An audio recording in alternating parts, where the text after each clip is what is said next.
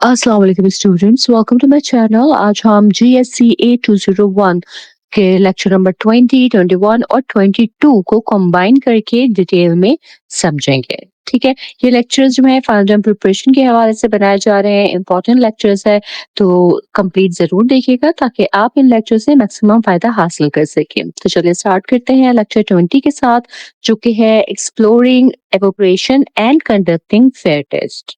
इस लेक्चर में इंक्वायरी के 4 स्टेजेस को एक्सप्लेन किया गया है। पहला स्टेज है ट्रेडिशनल या कुकबुक साइंस।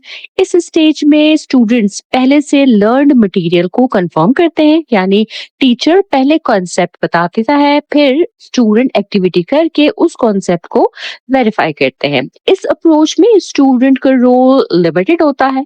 दूसरा स्टेज है स्ट्रक्चर्ड इंक्वायरी। इसमें स्टूडेंट्स को क्वेश्चन और प्रोसीजर्स टीचर की तरफ से दिए जाते हैं, लेकिन स्टूडेंट्स अपना डेटा खुद कलेक्ट करते हैं और एविडेंस बेस्ड कंक्लूजन जो है वो भी खुद बनाते हैं। ये स्टेज ट्रेडिशनल मेथड से बेहतर होती है क्योंकि स्टूडेंट सिर्फ आंसर रिपीट नहीं करते हैं बल्कि डेटा की बेसिस पर कंक्लूजन बना रहे होते हैं। ठीक है, खुद इन्वॉल्व होते हैं इसमें। थर्ड जो स्टेज आती है वो है गाइडेड इंक्वायरी। इसमें स्टूडेंट्स को क्वेश्चन दिए जाते हैं लेकिन इन्वेस्टिगेशन का प्लान वो खुद बनाते हैं, यानी वो अपना डेटा कलेक्ट और ऑर्गेनाइज खुद से करते हैं और एविडेंस बेस्ड कंक्लूजन जो है वो निकालते हैं। यहाँ टीचर का रोल जो है वो सिर्फ एक गाइड और फैसिलिटेटर का होता है। फोर्थ स्टेज आ जाती है ओपन इंक्वायरी की। इस स्टेज में स्टूडेंट्स अपने क्वेश्चंस खुद जनरेट करते हैं, इन्वेस्टिगेशन भी खुद प्लान करते हैं, डेटा भी खुद कलेक्ट करते हैं और उन्हें ऑर्गेनाइज भी खुद करते हैं। इसके अलावा एविडेंस बेस्ड कंक्लूजन्स भी वो खुद ही बनाते हैं। ये इंक्वायरी का एडवांस स्टेज है जहां students independent scientific thinking develop करते हैं। ठीक है, तो हमने जो है इंक्वायरी के 4 स्टेजेस जो है वो यहाँ देख लिए हैं। पहला है ट्रेडिशनल या कुकबुक साइंस, दूसरा है स्ट्रक्चर्ड इंक्वायरी, तीसरा है गाइडेड इंक्वायरी और चौथा है ओपन इंक्वायरी। ठीक है, लेक्चर 20 में स्काफोल्डिंग का जो कॉन्सेप्ट है वो भी एक्सप्लेन किया गया है। स्काफोल्डिंग जो है वो असल में बिल्डिंग कंस्ट्रक्शन में यूज होने वाले वुडन प्लैंक्स या मेटल रॉड्स की टेम्पररी स्ट्रक्चर होती है जो बिल्डिंग को सपोर्ट देती है जब तक कंस्ट्रक्शन कंप्लीट ना हो। समझ रहे हैं? जब बिल्डिंग स्ट्रांग हो जाती है तो स्काफोल्डिंग रिमूव कर दी जाती है।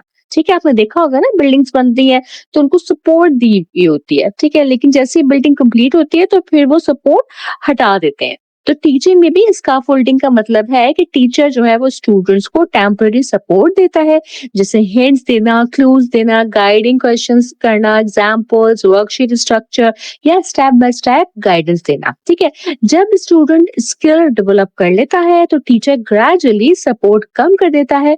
इसका पर्पस ये होता है कि स्टूडेंट डिपेंडेंट लर्निंग से इंडिपेंडेंट लर्निंग की तरफ मूव करें। ठीक है, इसके बाद हम आते हैं एवोपरेशन और फेयर टेस्ट के ओवरव्यू की तरफ। इस लेक्चर में स्टूडेंट्स को प्रिडिक्शंस बनाना सिखाया जाता है और फेयर टेस्ट डिजाइन करना भी सिखाया जाता है। फेयर टेस्ट डिजाइन करने के लिए सबसे पहले टेस्टेबल क्वेश्चंस फ्रेम किए जाते हैं।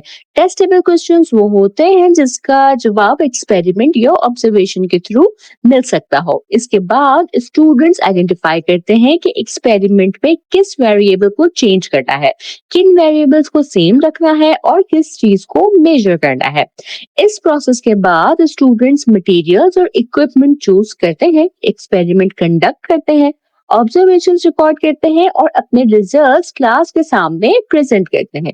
इस तरह स्टूडेंट सिर्फ इवेपोरेशन नहीं सीखते बल्कि scientific planning, measurement, observation, recording और कम्युनिकेशन स्किल्स भी डेवलप करते हैं।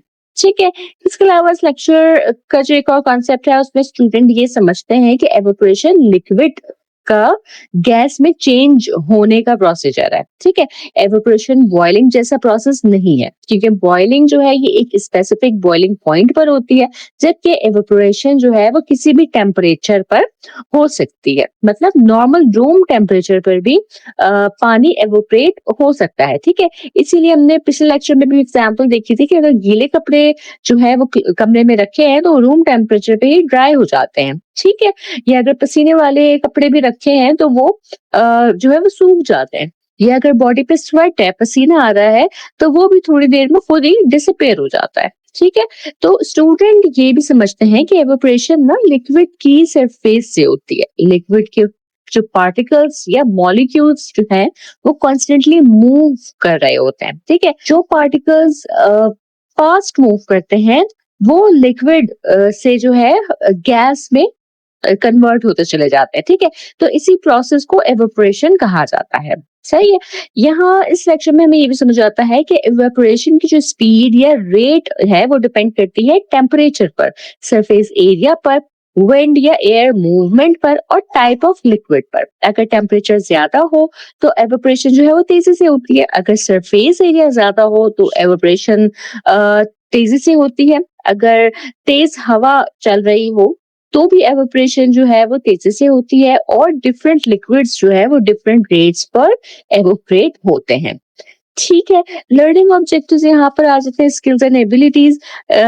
तो देखिए स्टूडेंट ना इन्वेस्टिगेशन जब प्लान करना सीखते हैं इस टॉपिक के थ्रू, इस लेक्चर के थ्रू, तो इन्वेस्टिगेशन प्लान करते वक्त स्टूडेंट्स को पहले ये आइडेंटिफाई करना होता है कि वो कौन सा क्वेश्चन इन्वेस्टिगेट कर रहे हैं। फिर वो डिसाइड करते हैं कि एक्सपेरिमेंट में क्या चेंज करना है। उसके बाद वो डिसाइड करते हैं कि क्या चीज सेम रखनी है। फाइनली वो डिसाइड करते हैं कि आंसर फाइंड करने के लिए क्या मेजर करना है। स्टूडेंट्स जो है वो मटेरियल सेलेक्ट करना भी सीखते हैं। यहाँ वो एक्सपेरिमेंट कंडक्ट करते हैं, अपने ऑब्जर्वेशंस रिकॉर्ड करते हैं और फाइंडिंग जो है वो प्रेजेंट करते हैं। इस प्रोसेस में उनकी कम्युनिकेशन और लिटरेसी स्किल्स जो है ये भी डेवलप होते हैं, क्योंकि वो अपने एक्सपीरियंसेस को वर्ड्स, ड्राइंग्स, टेबल्स और प्रेजेंटेशन की फॉर्म में शेयर करते हैं। जो दूसरा एक लर्निंग ऑब्जेक्टिव आ जाता है वो है एटीट्यूड, कि स्टूडेंट्स जो है वो कुछ इंपॉर्टेंट एटीट्यूड्स भी डेवलप करते हैं। वो रिस्क लेना सीखते हैं, यानी अपने आइडियाज शेयर करने से डरते नहीं हैं, ठीक है? वो इस बात को सीखते हैं, अंडरस्टैंड करते हैं, ठीक है, कि चाहे आइडिया सही है या गलत है उसको शेयर करना चाहिए। साइंस लर्निंग में गलत आइडियाज जो है वो भी यूजफुल होते हैं, क्योंकि उससे डिस्कशन स्टार्ट होती है और स्टूडेंट्स अपनी थिंकिंग इम्प्रूव करते हैं। स्टूडेंट्स जो है वो दूसरों को केयरफुली सुनकर सीखते हैं और नॉन जजमेंटल एटीट्यूड जो है वो डेवलप करते हैं। वो पेशेंस और प्रिजर्वेंस भी डेवलप करते हैं, क्योंकि न्यू कॉन्सेप्ट्स और न्यू स्किल्स एफर्ट डिमांड करते हैं। सही। साइंटिफिक इन्वेस्टिगेशन में रिजल्ट इंस्टेंटली नहीं मिलता, इसलिए स्टूडेंट्स को वेट करना, ऑब्जर्व करना और सिस्टमैटिक तरीके से काम करना होता है। ठीक हो गया। मटेरियल्स फॉर एवापोरेशन एक्सपेरिमेंट की बात करें तो ग्रुप ऑफ 3 स्टूडेंट के लिए मटेरियल जो है ना वो अरेंज किए जाते हैं। अगर स्टूडेंट्स टाइप ऑफ लिक्विड्स का इफेक्ट एक्सप्लोर कर रहे हैं तो उनके लिए 2 evaporation dishes, 2 plastic teaspoon, supply of thinner या हैंड सैनिटाइजर और मास्किंग टेप जो है वो होता है, ताकि कम से कम एक लिक्विड को लेबल किया जा सके। एंटायर क्लास के लिए वाटर सप्लाई और चार्ट पेपर होता है, जहां आइडियाज और रिजल्ट जो है वो रिकॉर्ड किए जाते हैं। हर स्टूडेंट के लिए हैंड आउट या वर्कशीट होती है, जिसमें एवोपरेशन एक्सप्लोर करने और इन्वेस्टिगेशन प्लान और रिकॉर्ड करने का स्ट्रक्चर जो है वो दिया जाता है। टीचर क्लास से पहले मटेरियल्स अरेंज करता है, इंश्योर करता है कि ग्रुप्स के लिए इनफ एवोपरेशन डिशेस या प्लास्टिक प्लेट्स अवेलेबल हो, सफिशिएंट वाटर और थिनर हो और प्लानिंग योर एक्सपेरिमेंट का पोस्टर जो है ये रेडी हो। ठीक है। तो ये मटेरियल्स जो है ये चाहिए होते हैं। फिर स्टेप आता है प्लानिंग योर एक्सपेरिमेंट का। एक्सपेरिमेंट प्लान करने के लिए स्टूडेंट्स को 4 बेसिक क्वेश्चंस दिए जाते हैं। पहला क्वेश्चन होता है कि हम क्या इन्वेस्टिगेट करने जा रहे हैं। दूसरा क्वेश्चन होता है कि हम क्या चेंज करेंगे। तीसरा क्वेश्चन होता है कि हम क्या सेम रखेंगे। और चौथा क्वेश्चन होता है कि हम अपने क्वेश्चन का आंसर फाइंड करने के लिए क्या मेजर करेंगे। ये 4 क्वेश्चन फेयर टेस्ट का जो बेस है वो बनते हैं। अगर स्टूडेंट्स इन क्वेश्चन का सही जवाब दे दें तो वो अपने एक्सपेरिमेंट साइंटिफिकली प्लान कर सकते हैं। फॉर एग्जांपल, अगर क्वेश्चन ये है कि क्या हैंड सैनिटाइजर थिनर से फास्टर एवापोरेट होता है, तो इस एक्सपेरिमेंट में टाइप ऑफ लिक्विड चेंज होगा, लेकिन डिश का साइज, लिक्विड की क्वांटिटी और टाइम और एनवायरनमेंट जो है ये सब सेम रखना होगा। ठीक है। तो इस तरह से अपने एक्सपेरिमेंट को प्लान करना बच्चे सीखते हैं। वर्कशीट में इवेपोरेशन की डेफिनेशन दी गई है कि लिक्विड का गैस में चेंज होना, लिक्विड की सरफेस पर और टेम्परेचर पे इवेपोरेशन कहलाता है। वर्कशीट में ये भी बताया गया कि पानी के पार्टिकल्स या मॉलिक्यूल्स कॉन्स्टेंटली मूव करते हैं। सरफेस पर जो पार्टिकल तेजी से मूव करते हैं वो पानी को छोड़कर हवा में चले जाते हैं। ठीक है, तो इस तरह से वो एवेपोरेशन का पूरा प्रोसेस हो जाता है। ठीक है, ये वर्कशीट स्टूडेंट को डेली लाइफ एग्जांपल से सोचने पर मजबूर करती हैं। जैसे कि अगर गर्मियों का दिन है तो जब आपको पसीना आता है और फिर वो पसीना डिसअपीयर भी हो जाता है तो आप कैसा फील करते हैं। ठीक है, तो पसीना कहाँ जाता है, इस तरह का सवाल आप बच्चों से पूछ सकते हैं। इन क्वेश्चंस के थ्रू स्टूडेंट्स एवेपोरेशन को अपनी डेली लाइफ के साथ कनेक्ट करते हैं। ठीक है, फिर स्टूडेंट्स इवेपोरेशन और temperature, evaporation or wind, evaporation or surface area और evaporation और टाइप ऑफ लिक्विड को इन्वेस्टिगेट करते हैं। ठीक है, इन्वेस्टिगेशन रिकॉर्ड करने के लिए स्टूडेंट्स को फिर 4 स्टेप्स फॉलो करने होते हैं। पहला स्टेप होता है कि वो अपना क्वेश्चन लिखते हैं या एक्सपेरिमेंट का टाइटल लिखते हैं। ठीक है, दूसरे स्टेप में वो मटेरियल की लिस्ट लिखते हैं। ठीक है, तीसरे स्टेप में वो प्रोसीजर लिखते हैं, यानी वो क्वेश्चंस का आंसर फाइंड करने के लिए क्या करेंगे ये लिखते हैं। और चौथे स्टेप में वो डेटा और फाइंडिंग्स लिखते हैं, यानी एक्सपेरिमेंट के बाद क्या हुआ। इस रिकॉर्डिंग प्रोसेस से स्टूडेंट्स का जो वर्क है वो ऑर्गेनाइज होता है। साइंस में सिर्फ एक्सपेरिमेंट करना ही काफी नहीं है, बल्कि उस एक्सपेरिमेंट का प्रॉपर जो रिकॉर्ड बनाना है वो बहुत इंपॉर्टेंट है। ठीक है, लेक्चर 20 के एडिशनल मटेरियल में ये इंपॉर्टेंट पॉइंट हमें बताया गया कि अर्ली चाइल्डहुड एजुकेशन में बहुत सालों तक ज्यादा फोकस जो है वो सोशल, इमोशनल, फिजिकल डेवलपमेंट और बेसिक लैंग्वेज और अरिथमेटिक स्किल्स पर रहा है। साइंस एक्टिविटीज अक्सर सिर्फ vocabulary, small motor coordination, counting, colour recognition और शेप रिकॉग्निशन के लिए यूज होती नहीं है, लेकिन बच्चों की थिंकिंग को साइंस कॉन्सेप्ट और साइंटिफिक इंक्वायरी की तरफ फोकस करना जो है ये भी बहुत जरूरी है। अगर टीचर्स साइंस से अनकंफर्टेबल हो या उनका साइंस बैकग्राउंड वीक हो तो वो साइंस को डीप इंक्वायरी के फॉर्म में नहीं पढ़ा पाते। इसलिए साइंस करिकुलम को ब्रॉडन और डीपन करना जरूरी है। नेचुरल वर्ल्ड की एक्सप्लोरेशन चाइल्डहुड का नेचुरल पार्ट है। साइंस अगर अंडरस्टैंडिंग कंस्ट्रक्ट करने और आइडियाज डेवलप करने का प्रोसेस समझ जाए तो अर्ली चाइल्डहुड प्रोग्राम में साइंस बहुत नेचुरल फोकस बन जाता है। साइंस इंक्वायरी बच्चों के लिए लेटर साइंस लर्निंग की फाउंडेशन बनती है। इसके साथ साथ बच्चे cognitive skills, literacy skills, mathematics skills और कोलैबोरेटिव स्किल्स भी डेवलप करते हैं। साइंस जो है ये एक कोलैबोरेटिव एंडेवर है जहां वर्किंग टुगेदर और आइडियाज डिस्कस करना सेंट्रल रोल प्ले करता है।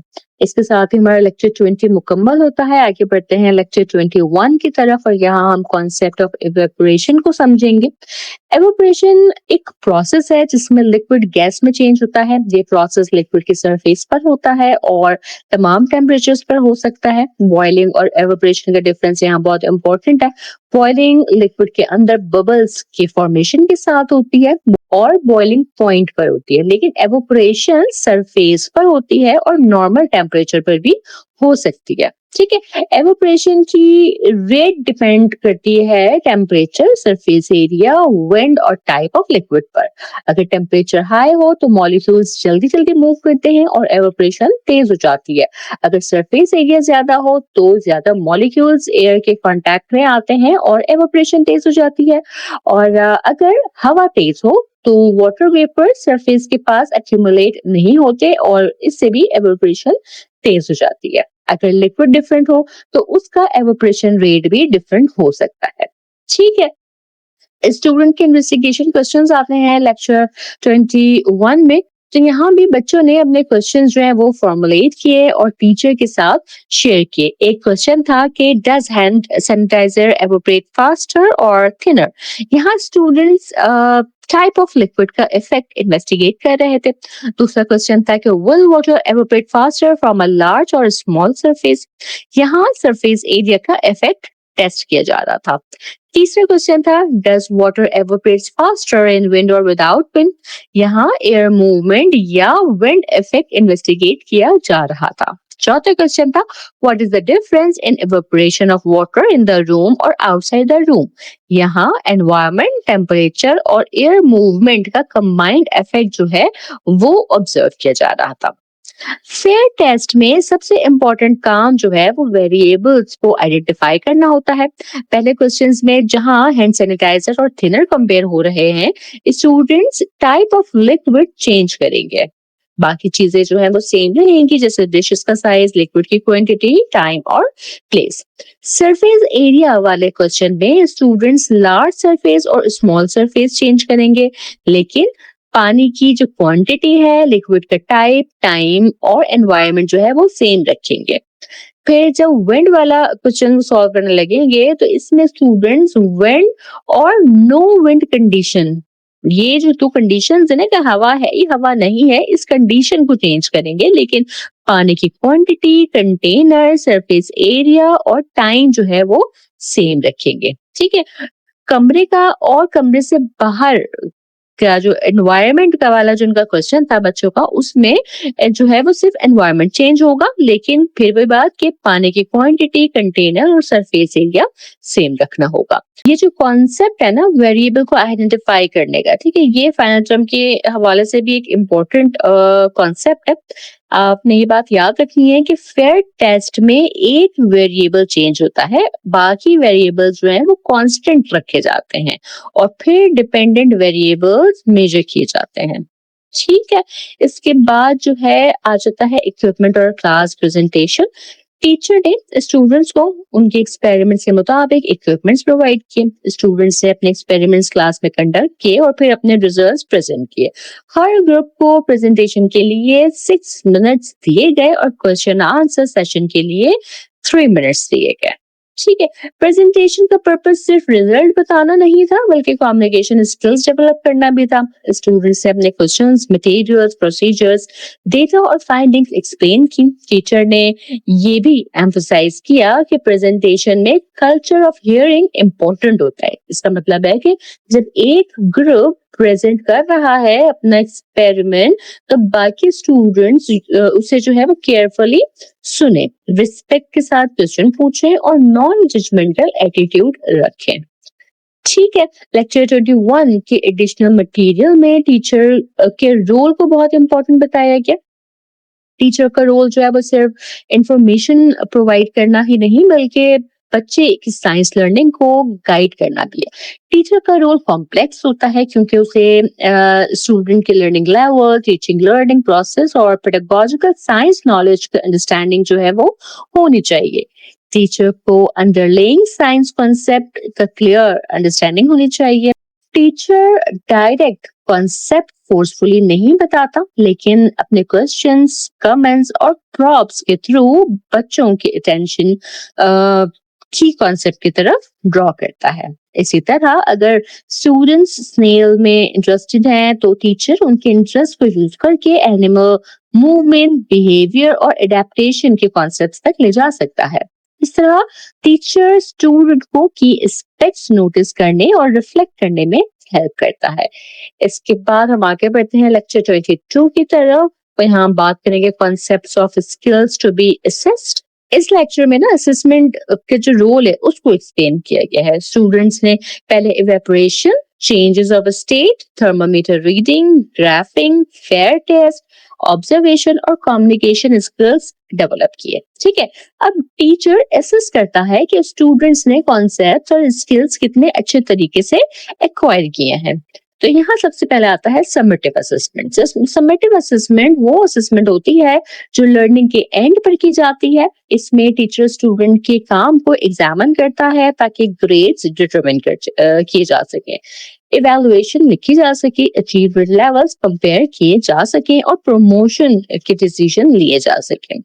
इसलिए समेटिव असेसमेंट को असेसमेंट ऑफ लर्निंग कहते हैं। यहाँ ऑफ लर्निंग का मतलब है कि लर्निंग कंप्लीट होने के बाद चेक किया जा रहा है कि स्टूडेंट्स ने क्या सीखा। इस असेसमेंट का फोकस रिपोर्ट ऑन अचीवमेंट होता है। समेटिव असेसमेंट के बाद आता है formative assessment. Formative assessment learning के दौरान होती है।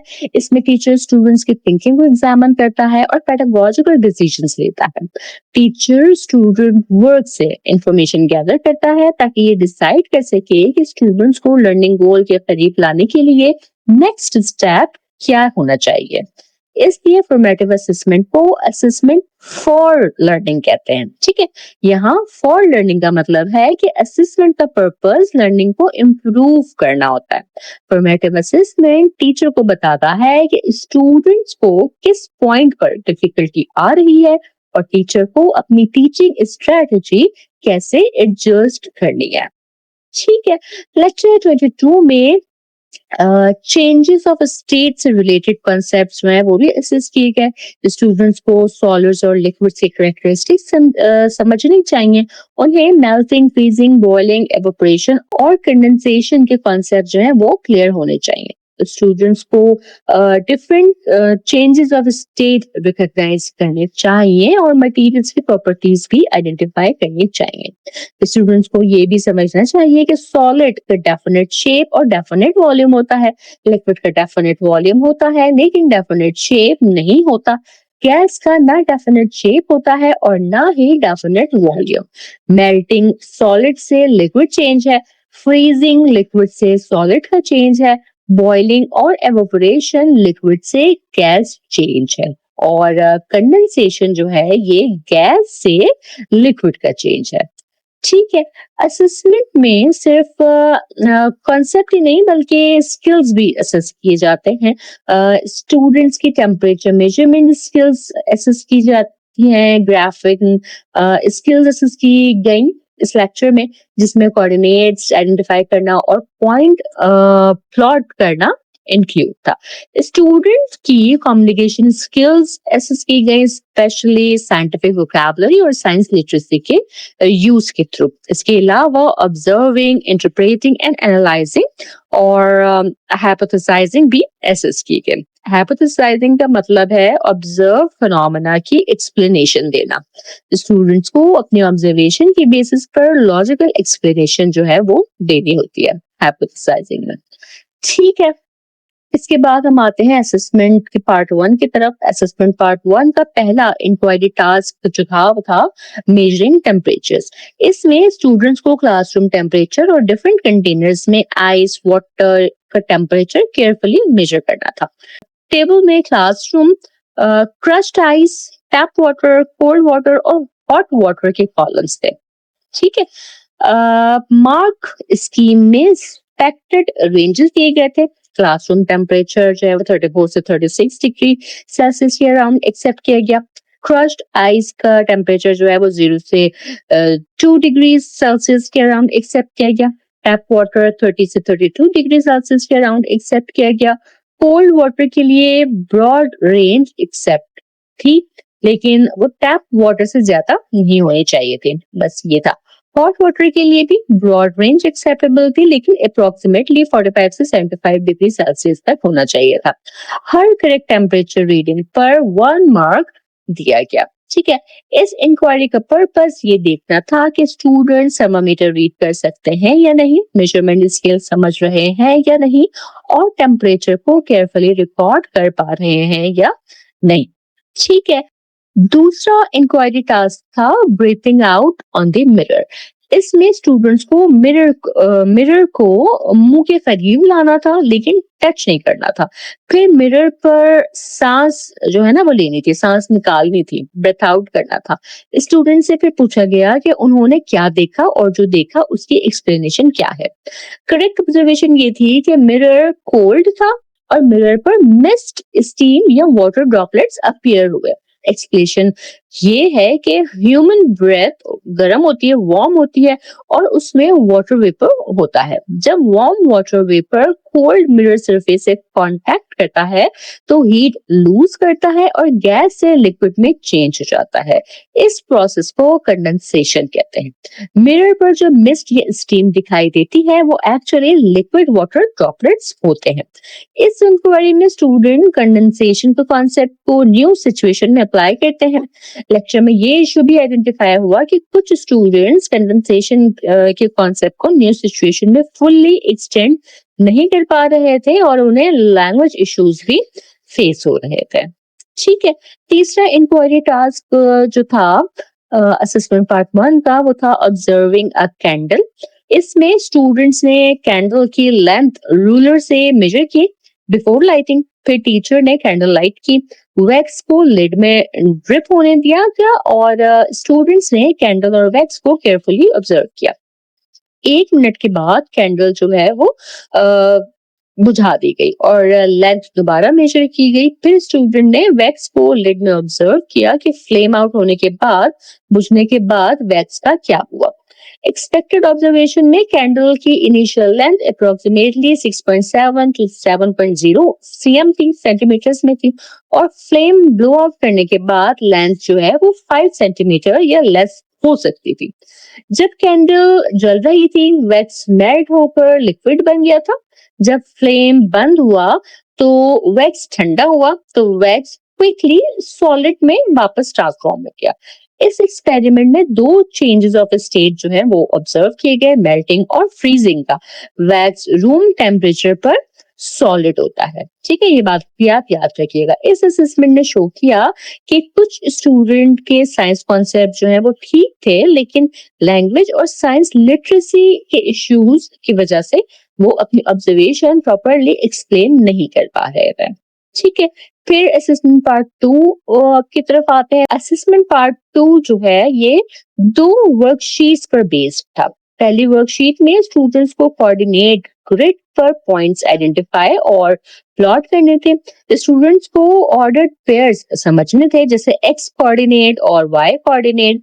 कुछ क्वेश्चंस में ऑर्डर्ड पेयर दिया गया था और स्टूडेंट्स को पॉइंट का जो नाम है वो बताना था। फॉर एग्जाम्पल 09 पॉइंट H था, 03 पॉइंट J था, 31 पॉइंट A था, 12 पॉइंट L था।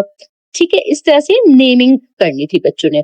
दूसरे पार्ट में स्टूडेंट को पॉइंट के जो नाम थे उनके उनसे ऑर्डर्ड पेयर लिखने थे, जैसे जो उनका ऑर्डर्ड पेयर था QPST, जो भी उनके ऑर्डर्ड पेयर थे, ठीक है, वो लिख के कोऑर्डिनेट्स आइडेंटिफाई करने थे। थर्ड पार्ट में स्टूडेंट को गिवन पॉइंट्स प्लॉट करने थे। तीसरे पार्ट में स्टूडेंट्स को गिवन पॉइंट्स प्लॉट करने थे। ठीक है, इसका पर्पस ये था कि स्टूडेंट ग्राफिंग और कोऑर्डिनेट रीडिंग की स्किल शो कर सके। थर्मामीटर वर्कशीट में स्टूडेंट को थर्मामीटर पिक्चर से टेम्परेचर रीड करना था। सेट 1 में रीडिंग जो है वो 21 डिग्री सेंटीग्रेड, 48 डिग्री सेंटीग्रेड और 8 डिग्री, 6 डिग्री और 31 डिग्रीज थी। ठीक है, सेट 2 में रीडिंग्स जो है वो 29 डिग्री, 58 डिग्री, 38 डिग्री, 73 डिग्री और 79 डिग्रीज थी। असेसमेंट रिजल्ट से ये इश्यू सामने आया था कि जब थर्मामीटर स्केल में हर डिवीजन 2 डिग्री सेंटीग्रेड के इक्वल हो तो स्टूडेंट को रीडिंग इंटरप्रेट करने में डिफिकल्टी होती है। इससे पता चलता है कि मैथमेटिक्स और साइंस मेजरमेंट स्किल्स को इंटीग्रेट करना जरूरी है। लेक्चर में ये भी कंक्लूड हुआ कि स्टूडेंट्स को ग्राफिंग का ज्यादा एक्सपीरियंस चाहिए, स्पेशली लाइन ग्राफ्स बनाने और ये समझने के लिए कि ग्राफ्स फिजिकल और रियल वर्ल्ड फिनोमेना को मॉडल करते हैं। असेसमेंट पार्ट 3 में मल्टीपल चॉइस क्वेश्चंस और स्ट्रक्चर्ड क्वेश्चंस इंक्लूड थे। इस सेक्शन के इंपॉर्टेंट एमसीक्यूज जो हैं वो फाइनल टर्म के लिए भी बहुत यूजफुल है। स्टूडेंट को याद रखना चाहिए कि लिक्विड की एग्जांपल में शैम्पू और ऑयल आते हैं। हॉट डे पर बटर का सॉफ्ट और रनी होना मेल्टिंग की एग्जांपल है। पानी को लिक्विड से सॉलिड में चेंज करने के लिए कूलिंग की जरूरत होती है। जब सॉलिड लिक्विड बन जाए तो उसे कूलिंग के थ्रू दोबारा सॉलिड बनाया जा सकता है। गैस लिक्विड में तब कंडेंस होती है जब उसे ठंडा किया जाए। कंडेंसेशन का ऑपोजिट जो है वो एवेपोरेशन है। एवेपोरेशन में लिक्विड गैस में चेंज होता है। मेल्टिंग पॉइंट वो टेम्परेचर है जहां सॉलिड लिक्विड में चेंज होता है। एवेपोरेशन ऑल टेम्परेचर्स पे हो जाती है और लिक्विड की सरफेस से होती है। सॉलिड का डेफिनेट वॉल्यूम और डेफिनेट शेप होता है। ठीक है? ये जो पॉइंट्स है ना, ये MCQs exam point of view से भी काफ़ी इम्पोर्टेंट है, क्योंकि ये चेंज ऑफ स्टेट के कोर कॉन्सेप्ट को डायरेक्टली टेस्ट कर रहा है। ठीक है? इसके बाद जो है सेक्शन 2 पर आते हैं, विच मटेरियल यानी कि असेसमेंट पार्ट 3 के सेक्शन 2 में स्टूडेंट्स को बताना था कि डिफरेंट ऑब्जेक्ट्स किन मटेरियल से बने हैं और वो मटेरियल्स क्यों चूज किए गए हैं। जैसे टेबल के लिए लकड़ी यूज हुई है, तो क्योंकि लकड़ी हार्ड और स्ट्रॉन्ग होती है, इजीली ब्रेक या बेंड नहीं होती, ड्यूरेबल होती है, इजी टू कट और शेप होती है और नेचुरल मटेरियल के तौर पर अवेलेबल होती है। ठीक है, इसका रीजन है। और टॉय के लिए प्लास्टिक यूज होता है, क्योंकि प्लास्टिक इजीली ब्रेक नहीं होता, छोटे बच्चों के लिए सेफ होता है, इजीली क्लीन हो जाता है और लास्टिंग होता है। ठीक है, जल्दी टूटता नहीं है। कुकिंग पॉट में मेटल या स्टील बॉडी यूज होती है, क्योंकि मेटल हीट का गुड कंडक्टर होता है, हीट इजीली पास करता है और जो खाना है वो उसमें आराम से पकाया जा सकता है। ठीक है, हैंडल्स हार्ड प्लास्टिक के हो सकते हैं, क्योंकि प्लास्टिक इजीली हीट कंडक्ट नहीं करता, इसलिए पॉट को पिक करना सेफ होता है। ग्लास प्लेट यूज होती है, क्योंकि ग्लास ट्रांसपेरेंट होता है और हम खाने को पकते हुए देख सकते हैं और ग्लास इजीली मेल्ट नहीं होता। ठीक है, तो ये मटेरियल्स यूज हुए थे और ये मटेरियल्स क्यों यूज हुए, इसकी डिटेल्स भी यहाँ बताई गई। इस सेक्शन का पर्पस स्टूडेंट्स को मटेरियल्स और उनकी प्रॉपर्टीज के दरमियान रिलेशनशिप समझाना था, यानी ऑब्जेक्ट्स का फंक्शन डिसाइड करता है कि उसके लिए कौन सा मटेरियल सूटेबल होगा। ठीक है, असेसमेंट रिजल्ट से ये पता चला कि मल्टीपल चॉइस क्वेश्चंस में स्टूडेंट के स्कोर्स जनरली 6 से 10 के बीच में आए थे और 73% स्टूडेंट्स ने 7 में से 10 के बीच में स्कोर किया। लेकिन प्रॉब्लम वर्ड कंडेंसेशन और इवेपोरेशन के फीचर्स में नजर आई। इसका मतलब ये है कि स्टूडेंट्स कॉन्सेप्ट ऑब्जर्व कर लेते हैं, लेकिन साइंटिफिक वोकैबुलरी यूज करने में डिफिकल्टी फेस करते हैं। स्ट्रक्चर्ड क्वेश्चंस में लैंग्वेज इश्यूज और रिफ्लेक्टिव या ओपन एंडेड क्वेश्चंस का लिमिटेड एक्सपोजर प्रॉब्लम भी देखा गया। रिफ्लेक्टिव और open ended questions analytical abilities develop करने के लिए एसेंशियल है, इसलिए टीचर को स्टूडेंट्स को सिर्फ एमसीक्यूज तक लिमिटेड नहीं करना चाहिए, बल्कि उन्हें एक्सप्लेनेशंस, ऑब्जर्वेशंस और रीजनिंग लिखने की प्रैक्टिस भी करवानी चाहिए। ठीक है, लेक्चर 22 के एडिशनल मटेरियल में यंग चिल्ड्रन के असेसमेंट के जनरल प्रिंसिपल्स जो हैं ये एक्सप्लेन किए गए। पहला प्रिंसिपल ये है कि असेसमेंट से बच्चों को बेनिफिट मिलना चाहिए। असेसमेंट सिर्फ टेस्टिंग और प्रेशर का सोर्स नहीं होना चाहिए, बल्कि उसका पर्पस बच्चे की लर्निंग और एजुकेशनल प्रोग्राम की क्वालिटी इंप्रूव करना होना चाहिए। दूसरा प्रिंसिपल ये है कि असेसमेंट स्पेसिफिक पर्पस के लिए डिजाइन होनी चाहिए और उस पर्पस के लिए रिलायबल, वैलिड और फेयर होनी चाहिए। एक पर्पस के लिए बनी असेसमेंट को ब्लाइंडली किसी और पर्पस के लिए यूज नहीं करना चाहिए। थर्ड प्रिंसिपल ये है कि रिलायबिलिटी और वैलिडिटी बच्चों की एज के साथ इंक्रीज होती है। यंगर चिल्ड्रन स्पेशली एज 6 से पहले वाले जो हैं कि एक्यूरेटली एसेस करना इन्हें मुश्किल होता है, इसलिए यंग चिल्ड्रन के असेसमेंट में सेफगार्ड्स और मल्टीपल सोर्सेस ऑफ एविडेंस जो हैं ये जरूरी होते हैं। चौथा प्रिंसिपल ये है कि असेसमेंट एज एप्रोप्रिएट होनी चाहिए, कंटेंट के हिसाब से भी और डेटा कलेक्शन मेथड के हिसाब से भी। यंग चिल्ड्रन फैमिलियर कॉन्टेक्स्ट में बेहतर परफॉर्म करते हैं। Abstract paper and pencil task कभी कभी उन्हें अपनी एबिलिटी शो करने से रोक देता है। ठीक है, फिफ्थ प्रिंसिपल ये है कि असेसमेंट लिंग्विस्टिकली एप्रोप्रिएट होनी चाहिए। हर असेसमेंट किसी न किसी लेवल पर लैंग्वेज को मेजर करती है। अगर बच्चा इंग्लिश एक्सपोजर में लिमिटेड है, तो असेसमेंट रिजल्ट्स उसकी साइंस अंडरस्टैंडिंग के बजाय उसकी इंग्लिश प्रोफिशिएंसी को रिफ्लेक्ट कर सकता है। इसलिए फर्स्ट लैंग्वेज और सेकंड लैंग्वेज डेवलपमेंट को असेसमेंट इंटरप्रिटेशन में कंसीडर करना चाहिए। आखिरी और इम्पोर्टेंट प्रिंसिपल ये है कि पेरेंट्स भी असेसमेंट इंफॉर्मेशन के वैल्यूएबल सोर्स हैं और असेसमेंट रिजल्ट्स के ऑडियंस भी हैं। यंग चिल्ड्रन की डायरेक्ट असेसमेंट फैलेबल हो सकती है, इसलिए पेरेंट्स और टीचर्स की रिपोर्ट को भी एविडेंस के तौर पर इंक्लूड करना चाहिए। असेसमेंट रिजल्ट्स पेरेंट्स के साथ शेयर करने चाहिए ताकि बच्चे की एजुकेशन में ऑनगोइंग सपोर्ट मिल सके। ठीक है, तो स्टूडेंट्स लेक्चर 20, 21 और 22 का जो मेन मैसेज है वो ये है कि साइंस लर्निंग जो है ये सिर्फ फैक्ट्स याद करने का नाम नहीं है। साइंस में स्टूडेंट्स क्वेश्चन फ्रेम करते हैं, फेयर टेस्ट प्लान करते हैं, वेरिएबल्स कंट्रोल करते हैं, डेटा कलेक्ट करते हैं, फाइंडिंग्स प्रेजेंट करते हैं और एविडेंस के बेस पर कंक्लूजन्स बनाते हैं। टीचर का रोल जो है वो यहाँ बहुत इंपॉर्टेंट होता है। टीचर डायरेक्ट आंसर देने के बजाय स्टूडेंट्स को गाइड करता है, ठीक है, इसका फोल्डिंग प्रोवाइड करता है, उनके क्वेश्चंस को शेप देता है, उनके प्रेजेंटेशन को ऑर्गेनाइज करवाता है और असेसमेंट के थ्रू उनकी कॉन्सेप्चुअल और स्किल डेवलपमेंट को जज करता है। एवोपरेशन का टॉपिक जो है ये डेली लाइफ से कनेक्टेड है, जैसे स्वेट के डिसअपियर होना, वेट क्लॉथ्स का ड्राई होना, विंड से ड्राइंग फास्ट होना और हीट से लिक्विड का जल्दी इवेपोरेट होना। इसलिए स्टूडेंट्स को इस टॉपिक को सिर्फ थ्योरी नहीं बल्कि रियल लाइफ और क्लासरूम इंक्वायरी के थ्रू समझना चाहिए। ठीक है, तो ये जो है इन तीनों लेक्चर्स का कंक्लूजन था। इसके साथ ही हमारा लेक्चर यहाँ मुकम्मल हो जाते हैं। मुझे उम्मीद है कि ये लेक्चर आज का आपको समझ आया हुआ है, तमाम कॉन्सेप्ट आपको क्लियर हुए होंगे।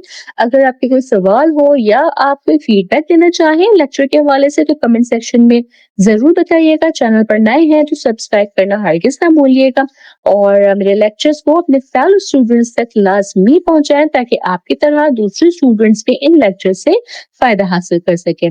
मैं इंशाल्लाह ताला अपनी नेक्स्ट वीडियो के साथ जल्द हाजिर होंगी। तब तक आप सब अपना बहुत ख्याल रखिएगा। अल्लाह हाफिज।